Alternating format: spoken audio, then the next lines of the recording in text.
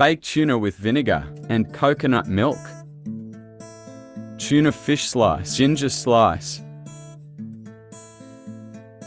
Ingredient mixing: onion slice, coconut milk, green chili and garlic. Mixing eggplant and fish.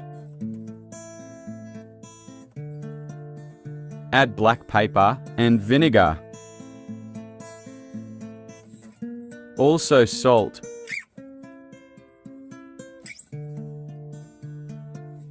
Add small amount of water and place the green chili on the top.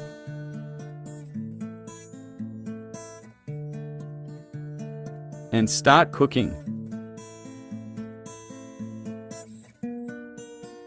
And this is the finished product after 20 minutes.